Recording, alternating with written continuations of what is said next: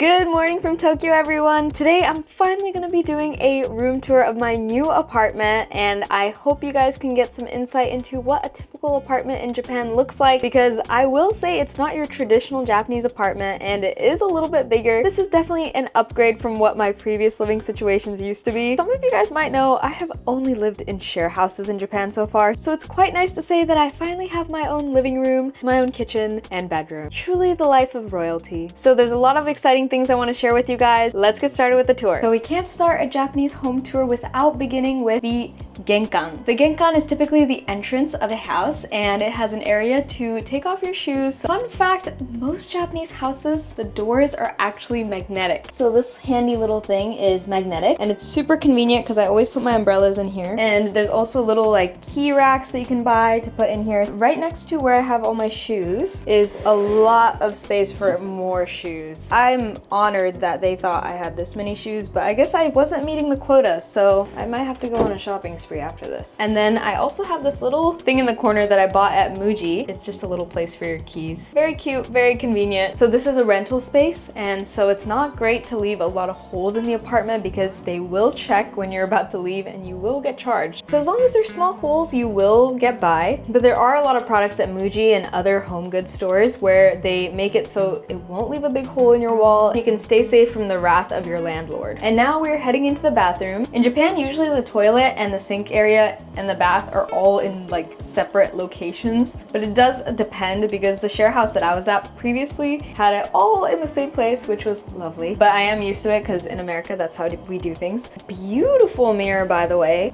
And this is the area for amenities and whatnot. I will say my gripe with this apartment is that this area is so narrow. Just fits in a hairdryer and tissues, and so everything else needs to go behind in here. Limited space to put stuff in, but more than a typical house, so very grateful for that. And this is my favorite product. When you step out of the shower, you step right here and, oh, this is kind of gross. It will literally dry up your feet. Next, we're heading into the shower. Oh, very standard in here. It always makes this dryer noise because it's drying all the moisture from the bath. So unfortunately can't turn that off, so that is a minus. So you may know that Japanese bathrooms usually come with a bathtub and a shower, but what I didn't know is that you can also dry your clothes in there. And that's actually what I'm doing right now. There are 4 different things that you can do with your bath area. First one is you can dry your clothes. Here I have 6 hours selected. So that's extremely convenient considering Japanese houses usually don't come with dryers. Make things a little colder, heater, change the air. Best part is if you're thinking of taking a bath, you can just click the on button, then click jido, which is automatic. And so you just put the plug on your bathtub and boom, this bad boy will fill up your tub. That easy. I'll show you guys the bathroom. Clearly do not have enough toilet paper in here, as you can see by this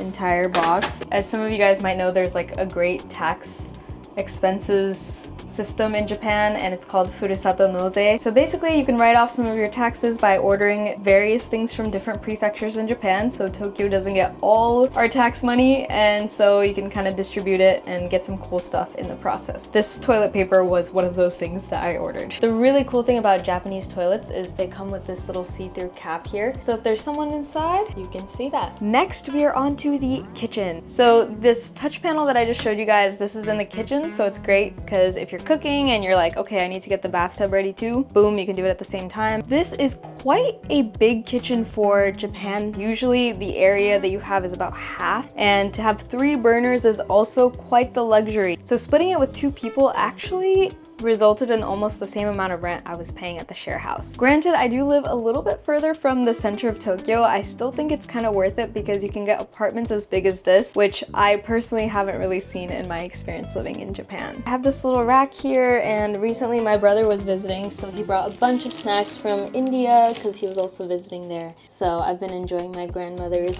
arsalu. Then we have the fridge, toaster, oven. The cool thing about Japanese apartments comes with a fish grill as well. As you can tell, I have never used that. And then as you can see, we have our dining room set up here. It's great because I can pull it out and put some additional chairs there. So if there are any guests, it's really nice to have. So the overall size of this apartment is 55 meters squared. I think the average 1 LDK apartment is around 40 if it's a little bit on the bigger side, so 55 is definitely not common in the city. If you go to areas that are a little bit on the outskirts of Tokyo, you have a higher chance of finding apartments that are of this size. So this apartment with the size of 55 meters squared costs about 250,000 yen per month. In USD, that's $1,600, and I split that with my boyfriend, and so that results in about $800 per person, which is not bad because when I used to live in San Francisco, my rent was $1,600 USD, and I was not making that much in San Francisco standards, so it's definitely tough to get by with a rent price like that. So living in Japan has definitely made it a lot easier to pay rent considering how cheap it really is. So coming into this living room, I think my favorite part about this entire space is just how many windows there are. A lot of natural light tends to come in, and so it really brightens the room, makes it a great space to be in. So as you can see, there's a bookshelf here. Fill that with like a bunch of knickknacks from home as well as books, and I'm hopefully planning on putting like a big San Francisco poster here on the wall and you guys may recognize this couch. It is a couch from Koala. They sponsored something I did a while back, and they were kind enough to send me this beautiful couch. And yeah, it is just such a nice space because it really just ties the room together. So I really wanted like the blue carpet, orange couch, like green plants, like oh. This apartment is a 2 LDK. There's one bedroom, but there's also a smaller bedroom, which is kind of just like a workspace. That's kind of where I was filming in the beginning, so let me show you guys that right now. So I also have my big mirror here, which is really cute. I really think that it ties the room together and is a great place to just like take outfit pics as well. And then I bought this at Tsutaya, and it is a Hiroshi Nagai art print. Moving on, we have the workspace slash additional bedroom. So originally we had 2 desks in this room, and it was definitely getting a little stuffy considering how small the space is. So decided to end up just having my desk in here, and instead we have this lovely coat rack. I'll be honest, I wasn't sure about it at first, but it ended up being a really good addition to our house. My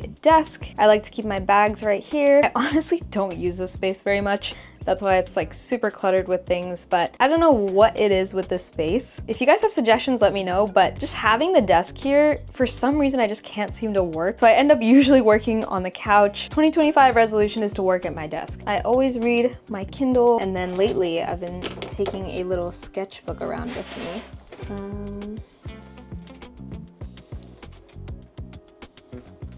I've really just been enjoying drawing more and just being more creative. I definitely overworked myself a couple times this last year, and so hoping it doesn't happen again and just trying to be more present. That is my message to you guys as well. And the thing about this trolley is in Japan, you get a lot of paperwork and you need to hold on to it. And especially as like a sole proprietor, any expenses that I have, you need to have receipts. Like they will go after you for it if you don't have it. Finally, there's another desk over here. It's a good balance. And finally, we make our way into the master bedroom, the only bedroom in this apartment. Ta-da! This is my bedroom. We have a queen size bed here. It's still coming together. So yeah, I have a lot of clothes just in general, and if you guys have tips on how to organize clothes, there's not really a lot of closet space either. Okay, yeah. This is just as much closet space as we have, and then there's the futons and snowboard stuff. These sheets are hideous. My friends and I have been buying just like green everything for home decor, and I think green just like makes the house homey, like warm and inviting. But this green, military, like I don't even know. It's just not a color I would associate with relaxation. And the cool thing about this light fixture here is that we tricked it out a little bit, so it is also a projector. It projects right on this wall right here. And you'll notice there is quite a big window here, and it's actually the door to a veranda. I don't really go out here, and it's kind of just there. So I want to show you guys what the space looks like at night. Oh, and I also want to show you guys this artwork that I found. One of my friends put me on this artist in Japan, and I think her name is Erica E. Ward. This isn't sponsored or anything, but she basically creates bonsai with the theme of different Yamanote line stops. So like every city you can possibly think of, she's made a bonsai plant that kind of like sprouts into that place, and there's like famous landmarks that you can recognize. This is an example, but just Tokyo in general. Anyway, I hope you guys enjoyed today's room tour. Let me know what you think. Are there any areas you think I could improve? How does the space compare to the size of apartments in your country? Definitely let me know in the comments. And I'm so happy to be finally sharing this space with you guys. I've been spending a lot of time like furnishing it and everything, and so finally out of the share house life and into a proper Japanese apartment, which is a huge step in my life in Japan, and I'm so grateful to be sharing it with all of you. But anyway, if you enjoyed this video, make sure to like and subscribe to this channel, and I'll see you guys in the next video. Bye!